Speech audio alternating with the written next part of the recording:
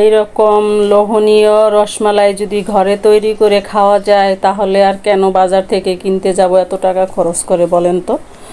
তো দেখুন আমি ঘরেই তৈরি করে নিয়েছি রসমালাইটা, আপনাদেরকে দেখাচ্ছি। আলহামদুলিল্লাহ আমার এই রেসিপি ফলো করে আপনারা যদি বানান একটা মিষ্টিও ভাঙবে না, একটা মিষ্টিও শক্ত হবে না, চুপসে যাবে না এবং খেতেও হবে দুর্দান্ত স্বাদ। তো চলুন দেখে নেওয়া যাক। আমি ছানা বানানো থেকে শুরু করে প্রতিটা টিপস আপনাদের সাথে শেয়ার করতেছি। কেউ স্কিপ করবেন না, স্কিপ করলে আর বুঝতে পারবেন না। স্কিপ না করে ফুল ভিডিওটা দেখে নেওয়ার জন্য অনুরোধ করা হলো। তো আসুন আমি কিভাবে বানাই সেইটাই আমি আপনাদের সাথে শেয়ার করতেছি। আপনাদেরকে একটু বেড়ে দেখালাম কতটা লোভনীয় হয়েছে এবং রস খেয়ে কতটা পারফেক্ট হয়েছে আপনাদেরকে একটা দেখাচ্ছি। দেখুন একদম মানে তুলতুলে নরম, একটা মিষ্টিও ভেঙে যায় নাই। আলহামদুলিল্লাহ, শুকুর আলহামদুলিল্লাহ। আসসালামু আলাইকুম ভাইয়া ও আপুরা, কাছের এবং দূরের, দেশ এবং দেশের বাইরে যে যেখান থেকে বসে আমার এই ভিডিওটা দেখছেন, আশা করি সবাই অনেক বেশি ভালো আছেন, সুস্থ আছেন, ইমানের সহিত আছেন। আমিও আলহামদুলিল্লাহ আল্লাহর রহমতে সবাইকে নিয়ে অনেক ভালো আছি। চলে আসলাম নতুন আরেকটা ভিডিও নিয়ে, আশা করি সবার ভালো লাগবে। আমি আজকে বানাবো রসমালাই, পারফেক্ট রসমালাই রেসিপি, সেটাই আমি আপনাদের সাথে শেয়ার করব। 2 লিটার দুধকে আমি জাল দিয়েছি, মাত্র একটা বলক দিয়েই আমি নামিয়ে নিয়েছি। হালকা একটু ঠান্ডা করব, একদম চুলায় আগুন থাকা অবস্থাতেই দিব না। এখানে আমি নিয়েছি 1/4 কাপ ভিনেগার, রাঁধুনি ভিনেগার যেটা, সেটা নিয়ে নেব। এটার সাথে 2 চামচ পানি, ব্যাস আর কিছুই না। এটা দিয়ে আমি ছানা কাটিয়ে নেব। দেখুন আমি কিভাবে বানিয়ে নিচ্ছি। দুধটা কিন্তু আমার রেডি। এবারে আমি হালকা একটু নেড়ে বের করে নিলাম বাতাসটা। এখন অর্ধেকটা ভিনেগার আমি এর মধ্যে ঢেলে দিয়েছি। তো আপনারা চাইলে গুঁড়া দুধ দিয়েও তৈরি করতে পারেন। তো আমি বানিয়েছি অরিজিনাল যে খাঁটি যে দুধটা পাওয়া যায় গরুর, সেই দুধটা নিয়েছি। আপনারা যেটা দিয়েই খুশি করে নিতে পারেন। তো অর্ধেকটা ভিনেগার দিয়ে দিয়েছিলাম প্রথমে। এবারে আমি বাকি ভিনেগারটা দিয়ে আবারও একটু হালকা নেড়ে দেব, যাতে সম্পূর্ণ দুধের মধ্যে ভিনেগারটা পারফেক্টলি হয়। তো ছানা আমার কাটানো হয়ে গেছে। এবারে আমি একটা সাদা কাপড় নিয়েছি, এর মধ্যে নিয়ে আমি এবারে ভিনেগারটা ঢেলে নেব।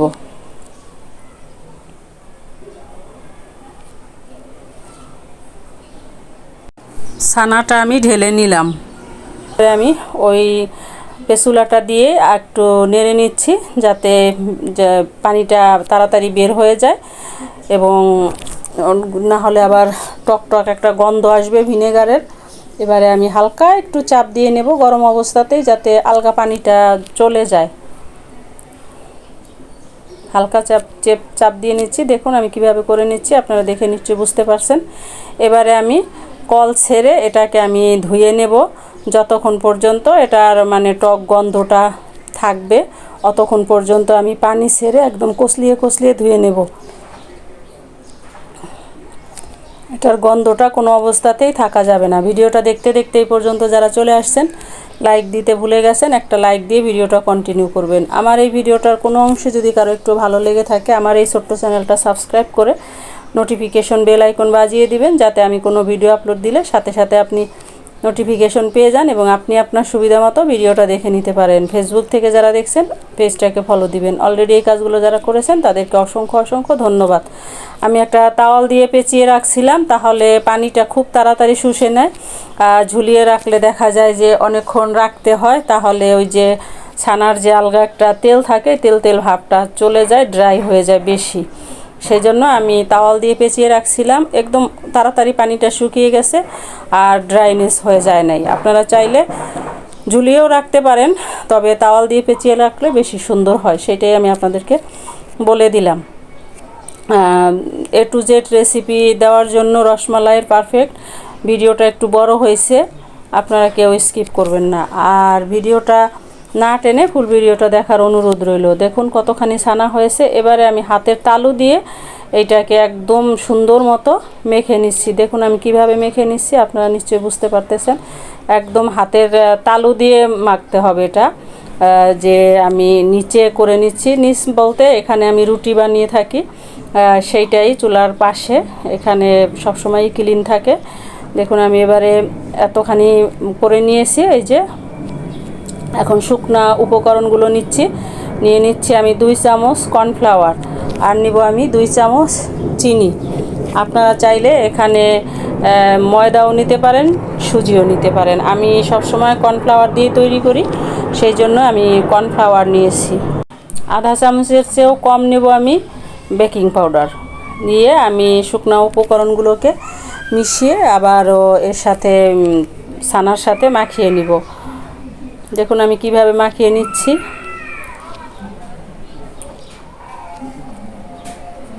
আরও আমি নেব 1 চিমটি পরিমাণ এলাচ গুঁড়া। বেশি এলাচ গুঁড়া নিতে যাবেন না, তাহলে আবার বেশি গন্ধ লাগবে। 1 চিমটি পরিমাণ এলাচ গুঁড়া নিয়ে নেব, যাতে মিষ্টি খাওয়ার সময় একটা মৃদু একটা স্মেল আসে। যেহেতু ঘরে তৈরি করা জিনিস খাবো, সেটাতে সর্বোচ্চ ভালো যেভাবে হয় সেটাই আমরা করে খাওয়ার চেষ্টা করব, তাই না? তো যাই হোক, এবারে আমি আবারও সেই নিচে নিয়ে আবারও হাত দিয়ে মেখে নিচ্ছি, কারণ এখানে কর্নফ্লাওয়ার নেওয়া হয়েছে, তারপর বেকিং পাউডার, এলাচ গুঁড়া নেওয়া হয়েছে। সমস্তটাই যাতে মিষ্টির সাথে একদম পারফেক্টলি ঢুকে যায়, কোনো রকম লাম্পস থাকা যাবে না। এবারে আমি ভাগ করে নিলাম কয়েকটা। এভাবে করে নিলে মিষ্টিটা শেপ দিতে সুবিধা হয়। নিয়ে এরকম 4টা টুকরা করে নিলাম এক সমানে। এখন আমি ছোট ছোট লেচি কেটে নেব। আমি একটু বড় সাইজ বানিয়েছি, যে নিজেরা খাবো সেই জন্য। দেখুন সবগুলোকে একটা খণ্ডকে আমি লেচি কেটে নিচ্ছি, আর বাকিগুলা ওই অবস্থাতেই থাকবে, কারণ সবগুলো একসঙ্গে করলে দেখা যাবে যে ড্রাই হয়ে যাবে ছানা। তো সেই জন্য আমি একটা খণ্ডকে আগে করে নিচ্ছি, বাকিটা আমি একটা কাপড় দিয়ে ঢেকে নেব। আপনি দেখাচ্ছি কতটুকু সাইজ বানাচ্ছি। আমি আগেই বলেছি আমি একটু বড় সাইজ বানিয়েছি। হাত দিয়ে চেপে সুন্দর করে বানিয়ে নিচ্ছি। দেখুন সবগুলোকেই আমি একে একে বানিয়ে নিচ্ছি। আমি এইটার দুই রকম দুই প্লেট হয়েছে এরকম। তো এবারে আমি রান্না করতে চলে যাচ্ছি। আমি যেদিন এই রসমালাইটা তৈরি করছিলাম, সেই দিন এত পরিমাণ গরম ছিল যে মানে ভিডিও করার সময় আমার মোবাইলটা বারবার গরম হয়ে হ্যাং করতেছিল। 2-3বার ফ্রিজে রাখতে হয়েছে, তারপরে এরকম মানে ঘোলা ঘোলা দেখা যাচ্ছে। সেই জন্য আমি আন্তরিকভাবে দুঃখিত। আমি রান্না করার জন্য চলে আসলাম। এখানে আমি নিয়েছি 3 কাপ চিনি, আর নেব আমি 5 কাপ পানি। নিয়েছি পানি। এবারে আমি এটাকে ফোটা পর্যন্ত অপেক্ষা করব। দিয়ে দেব 2টা এলাচ থেতো করে।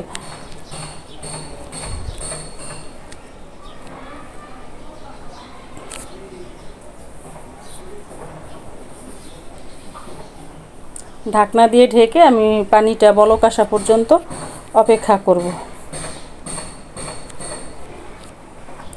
ভিডিওর ভয়েস দেওয়া আসলে অনেক টাফ। বাহিরের আশেপাশের শব্দ চলে আসে, প্লেন যায় সেটার শব্দ চলে আসে। আমার বাসায় একটা মোরগ ছিল, সেটার ডাক চলে আসতো। মোরগটা খেয়ে ফেলছে জবাই দিয়ে, ওটার ডাক এখন আর আসে না।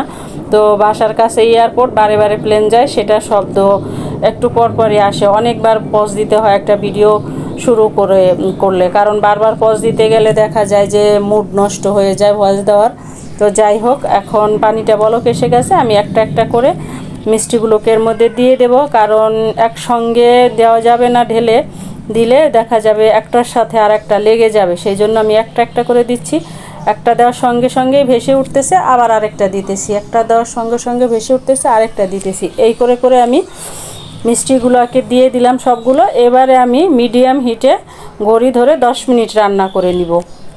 আমি কিছুক্ষণ পরে 7 মিনিট পরে চলে আসছি। এটা এবারে আমি নাড়িয়ে দিলাম, কারণ এটা প্যাচুলা বা খুন্তি দিয়ে নাড়া যাবে না কোনোভাবেই। হাতা দিয়ে এভাবে ধরে নেড়ে নিতে হবে। আর ফোলা দেখে ভয় পাবেন না, আবার পরেক্ষণেই ঠিক হয়ে যাবে। নেড়ে অবশ্যই দিতে হবে, তাহলে মিষ্টিটা উপর নিচ হয়ে যাবে, কুক হবে ভালো মতো। আমি আবারও 3 মিনিট পরে চলে আসছি। এবারে আমি আবার মিষ্টিটাকে আবার একটু হাতা দিয়ে ধরে নেড়ে দেব, কারণ এটা বারে বারে একটু নাড়িয়ে দেওয়ার প্রয়োজন আছে। একচেটিয়া মানে একভাবে রান্না করা যাবে না। এখন একটা মিষ্টি উঠিয়ে আমি আপনাদেরকে দেখাচ্ছি যে এটা কুক হইলো কি না। দেখুন মিষ্টিটা কিন্তু কুক হয়ে গেছে, অলরেডি নিচে চলে গেছে। মিষ্টিটা ঘড়ি ধরে আমি আরও 10 মিনিট রান্না করে নামিয়ে রেখে দেবো 5 থেকে 6 ঘন্টা। এবারে আমি আরও 2 লিটার দুধকে জাল দিয়ে একদম ঘন করে 1.5 লিটার করে নিয়েছি। এই যে দেখুন এরকম উপরে একটা বড় মোটা সর আসছে, যেটাকে মালাই বলে। তো এবারে আমি মিষ্টিটাকে আপনাদেরকে দেখাচ্ছি 6 ঘন্টা পরে মিষ্টির কী অবস্থা হলো। রস খেয়ে দেখুন কত বড় বড় হয়ে গেছে। আমি বলছিলাম না মিষ্টিগুলো একটু বড়ই বানিয়েছি, যাক আলহামদুলিল্লাহ নিজেরা খাবো, সেটার এত ছোট ছোট করি নেই সেজন্য। তো এবারে আমি মিষ্টির রসটাকে আলাদা ঢেলে নিলাম। এবারে আমি যে 2 লিটার দুধটাকে জাল দিয়ে নিয়েছিলাম সেই দুধটা আমি এর মধ্যে ঢেলে দিচ্ছি, সরসহ একদম মানে কাছিয়ে ঢেলে দিব। দুধটা জাল দেওয়ার সময় আমি এখানে 2 চামচ চিনি দিয়ে দিয়েছিলাম, সেটা আর বলতে পারি নাই, কারণ হালকা একটু আর এলাচটাকে আমি তুলে নিচ্ছি। হালকা চিনি মিষ্টি ভাব থাকবে, অলরেডি আমার মিষ্টিগুলা রস খেয়ে ফুলে আছে যেহেতু, আর আমার বেশি মিষ্টি দেওয়ার কোনো প্রয়োজন নাই। এবারে আমি চুলায় দিয়ে আবার রান্না করে নেব আরও 10 মিনিট। আমি আপনাদেরকে দেখাচ্ছি, আমার বড় ছেলেকে বলতেছি যে একটা খেয়ে দেখো কেমন হয়েছে। আসলে এটার মানে প্রসেসটা একটু লেন্দি হয়, যদি ভালো মতো খেতে চাই তাহলে তো একটু কষ্ট করতেই হবে, এবং কি মানে পারফেক্ট, যার মধ্যে কোনো ভেজাল নাই, এত সুন্দর একটা জিনিস খেতে হলে তো একটু কষ্ট করতেই হবে, কি বলেন আপনারা? তো এবারে আমি 5 থেকে 6 ঘন্টা আবার রেখে দিয়েছিলাম, ফিরে আসলাম। দেখুন আমার রসমালাইটার লুকিংটা ফাইনাল, আলহামদুলিল্লাহ, শুকুর আলহামদুলিল্লাহ, এতটা সুন্দর হয়েছে যে মানে কি বলবো, দোকানের কেনা মিষ্টির চেয়েও অনেক গুণ ভালো হয়েছে। ভিডিওটা আর লম্বা করব না, ফিরে আসবো নতুন কোনো ভিডিও নিয়ে। আপনাদেরকে আমি মিষ্টি দেখাচ্ছি বেড়ে যে কেমন হয়েছে, রস খেয়ে কতটা টুইটুম্বুর হয়ে গেছে মিষ্টিগুলো, একটা মিষ্টিও ভেঙে যায় নাই, একটা মিষ্টিও শক্ত হয় নাই, চিপসে যায় নাই। তো পারফেক্টলি একদম রসমালাই বানিয়ে নিলাম। আপনারা যদি এই রেসিপিটা ফলো করে A to Z টিপস সহ ফলো করে নিতে পারেন, আপনাদের মিষ্টিও এরকম হবে। তো ঘরে বসে যদি একটু কষ্ট করে 400-500 টাকা খরচ করা যায়, তো দোকানের চেয়ে আমার এখানে 2 কেজি মিষ্টি রসমালাই হয়েছে, দোকানে 1 কেজি রসমালাই কিনতেই লাগে 600 টাকা 700 টাকা। তো সেখানে আপনি যদি 500-600 টাকা খরচ করে 2 কেজি বানিয়ে নিতে পারেন তো মন্দ কি। ভিডিওটা আর লম্বা করব না, ফিরে আসবো নতুন কোনো ভিডিও নিয়ে। সে পর্যন্ত সবাই ভালো থাকবেন, সুস্থ থাকবেন। আমার এই রেসিপিটা কেমন হলো অবশ্যই কমেন্ট করে আপনার মূল্যবান মতামত জানিয়ে দিবেন। আল্লাহ হাফেজ।